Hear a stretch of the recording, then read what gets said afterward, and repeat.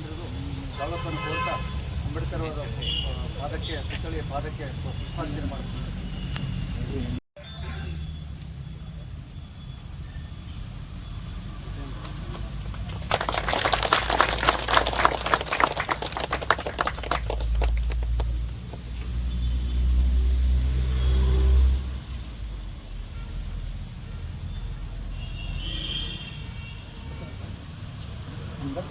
ಅಂಬೇಡ್ಕರ್ ಅವರಿಗೆ ಡಾಕ್ಟರ್ ಬಾಬಾ ಸಾಹೇಬರ 133ನೇ ಜನ್ಮ ಜಯಂತಿಗೆ ಸಂವಿಧಾನ ಶಿಲ್ಪಿ ಅಂಬೇಡ್ಕರ್ ಅವರಿಗೆ 133ನೇ ಜನ್ಮ ದಿನೋತ್ಸವಕ್ಕೆ 133ನೇ BR ಅಂಬೇಡ್ಕರ್ ಜನ್ಮ ದಿನೋತ್ಸವಕ್ಕೆ ಜೈ ಜೈ ಜೈ ಜೈ ಜೈ ಜೈ ಜೈ ಸಂವಿಧಾನ ಶಿಲ್ಪಿ ಅಂಬೇಡ್ಕರ್ ಅವರಿಗೆ ಭಾರತವಾದಿ BR ಅಂಬೇಡ್ಕರ್ ಅವರಿಗೆ ಭಾರತ ಭಾಗ್ಯ ಡಾಕ್ಟರ್ BR ಅಂಬೇಡ್ಕರ್ ಅವರಿಗೆ ಭಾರತ ಭಾಗ್ಯ ಡಾಕ್ಟರ್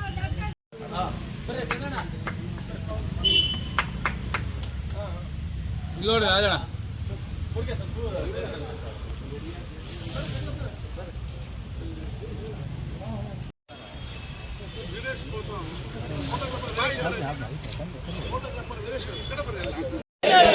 ಜೈ ಭೀಮ್ ಜೈ ಭೀಮ್ ಅಂಬೇಡ್ಕರ್ ಅವರ ಜಯಂತಿಗೆ ಅಂಬೇಡ್ಕರ್ ಅವರ ಜಯಂತಿಗೆ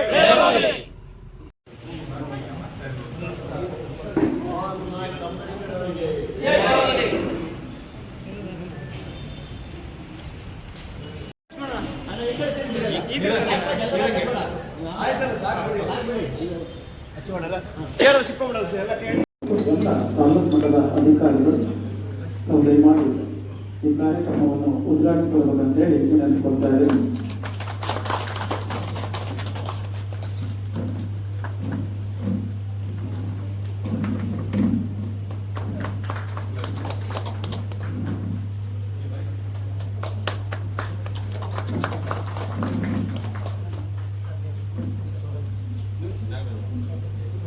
ಸಂವಿಧಾನ ಶಿಲ್ಪಿ ಡಾಕ್ಟರ್ BR ಅಂಬೇಡ್ಕರ್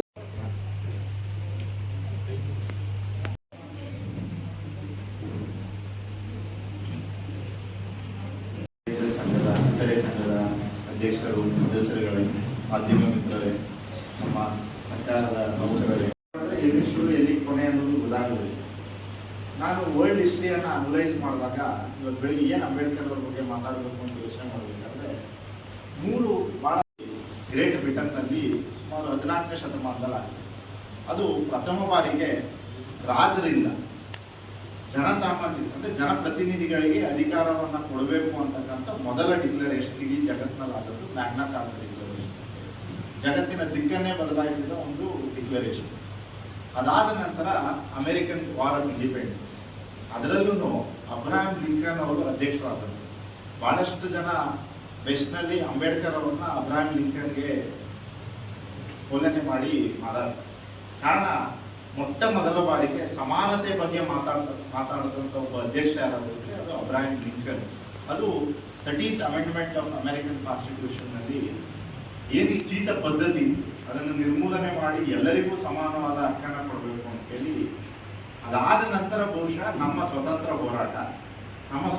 ಹೋರಾಟ ಮುಕ್ತಾಯ ಆಗಿದ್ದು ಸ್ವತಂತ್ರ ಬಂದಾಗಲ್ಲ, ಸಂವಿಧಾನ ಬಂದಾಗ ಅಂತಕ್ಕಂಥದ್ದು ನನ್ನ ಭಾವನೆ. ಈ ಸಂವಿಧಾನ ಯಾಕೆ ಈ ಜಗತ್ತಿನ ದಿಕ್ಕನ್ನು ಬದಲಾಯಿಸುವಂತ ನಾನು ಅನ್ಕೋತೀನಿ ಅಂದ್ರೆ 1/5 ಆಫ್ ದಿ ವರ್ಲ್ಡ್ 5 ಜನ ತಗೊಂಡ್ರೆ ಅದ್ರ ಒಬ್ರು ಭಾರತೀಯರು. ಆ ಒಬ್ಬ ಇಡೀ ಜಗತ್ತಿನಲ್ಲಿ 5ರಲ್ಲಿ 1 ಭಾಗಕ್ಕೆ ಸಮಾನತೆ, ಹಕ್ಕು ಮತ್ತು ಪ್ರಜಾಪ್ರಭುತ್ವದ ಬುನಾದಿಯನ್ನು ಬಹಳ ಗಟ್ಟಿಯಾಗಿ ಹಾಕೊಟ್ಟಂಥದ್ದು ಸಂವಿಧಾನ. ಅದರ ಶಿಲ್ಪಿ ಬಾಬಾ ಸಾಹೇಬ್ ಅಂಬೇಡ್ಕರ್. ಅದರಿಂದ ಇವತ್ತು ನೀವು ನೋಡಬಹುದು 19ನೇ ಶತಮಾನದಲ್ಲಿ ಸ್ವತಂತ್ರ ಬಂದು ಎಲ್ಲ ದೇಶಗಳನ್ನು ನೋಡಿ. ಪಾಕಿಸ್ತಾನ ವಿಭಜನೆ ಆಗಬೇಕು, ಶ್ರೀಲಂಕಾ ಹೊಡೆದಾಡಿ ಇವತ್ತೇನೋ ಸ್ವಲ್ಪ ಇವತ್ತಿಗೂ ಹೊಡೆದಾಡಿ, Iran, Iraq, Israel, Afghanistan, African country ಎಲ್ಲೂ ಸ್ವತಂತ್ರ ಬಂದ ಮೇಲೆ ಅವ್ರು ಶಾಂತಿಯುತವಾಗಿ ಇದ್ದಿದ್ದು ಚರಿತ್ರೆಯಲ್ಲೇ ಇಲ್ಲ. ಆದರೆ ನಮ್ಮ ದೇಶದಲ್ಲಿ 75 ವರ್ಷಗಳ ಕಾಲ ಪ್ರಜಾಪ್ರಭುತ್ವ ಇದ್ದು ಎಲ್ಲರೂ ಸಮಾನತೆಯಿಂದ ಬದುಕ್ತಾ ಇದ್ದಾರೆ ಅಂದರೆ ಅದಕ್ಕೆ ಕಾರಣ ಸಂವಿಧಾನ, ಅದರ ಶಿಲ್ಪಿ ಡಾಕ್ಟರ್ ಬಾಬಾ ಸಾಹೇಬ್ ಅಂಬೇಡ್ಕರ್ ಎಂಬುದರಲ್ಲಿ ಎರಡನೇ ಮಾತಿಲ್ಲ ಅಂತಕ್ಕಂಥದ್ದು ನನ್ನ ಅಭಿಪ್ರಾಯ ಕೂಡ, ನನ್ನ ಭಾವನೆ. ಗುರುತಿಸಿ ಅವರನ್ನು ಪ್ರೀತಿಯಿಂದ ಮಾತನಾಡಿಸುವಂತಹ ಒಂದು ಅಪರೂಪದ ಅಧಿಕಾರಿ ಅಂತಾನೆ ಇದ್ರೆ ಅವ್ರು ಭಾಗವಹಿಸ್ತಾರೆ. ನಮಗೆಲ್ಲ IAS ಅಧಿಕಾರಿ ಅಂದರೆ ತುಂಬ ಡಿಸ್ಟೆನ್ಸ್ ಏನು ಅಂತೇಳಿ ನಿಜವಾಗ್ಲೂ ಅದಕ್ಕೆ ಒಳ್ಳೆಯ ರೀತಿಯ ನಮ್ಮ ಮಾತನ್ನು ಗೊತ್ತಾಗಿದ್ದಾರೆ. ಮಕ್ಕಳು ಶ್ರೀ ಶಶಿಕುಮಾರ್ GH ಅವರು ಸರ್ಕಾರಿ ಹಿರಿಯ ಪ್ರಾಥಮಿಕ ಶಾಲೆ ಕೋಡೂರಿನ ಶಿಕ್ಷಕರಾಗಿ ಗ್ರಾಮ ಪಂಚಾಯತಿ ಸಮೀಪದ ಹುಲಿಮನೆಯ ವಾಸಿಯಾಗಿರುವಂತಹ ಶಶಿಕುಮಾರ್ ಅವರು ಈಗಾಗಲೇ ಇವರ ಬಗ್ಗೆ ಹೇಳ್ತಾ ಹೋದ್ರೆ ಇವರೊಬ್ಬ ಅಪ್ರತಿಮ ಪ್ರಗತಿಪರ ಹೋರಾಟಗಾರರಾಗಿದ್ದು ಸಾಕಷ್ಟು ಬಂಡಾಯದ ವ್ಯಕ್ತಿತ್ವವನ್ನು ಹೊಂದಿದ್ರು. 1908ನೇ ಇಸ್ವಿ ಏಪ್ರಿಲ್ 5ನೇ ತಾರೀಕು ಬಿಹಾರದಲ್ಲಿ ಜನಿಸ್ತಾರೆ. ಬಿಹಾರದಲ್ಲಿ ಜನಿಸಿದ ವ್ಯಕ್ತಿ ಸಾಕಷ್ಟು ಕಡು ಬಡತನದ ದಲಿತ ಕುಟುಂಬದಲ್ಲಿ ಜನಿಸಿದಂತಹ ವ್ಯಕ್ತಿ ಬಾಬು ಜಗಜೀವನ್ ರಾಮ್. ಇವರ ತಂದೆ ಬ್ರಿಟಿಷರ ಒಂದು ಸೇನೆಯಲ್ಲಿ ಕರ್ತವ್ಯವನ್ನ ನಿರ್ವಹಿಸ್ತಾ ಇರ್ತಾರೆ. ಹಾಗೆ ತಾಯಿ ಕಷ್ಟಪಟ್ಟು ಮಗಳನ್ನ ಸಾಕ್ತಾ ಇರ್ತಾರೆ.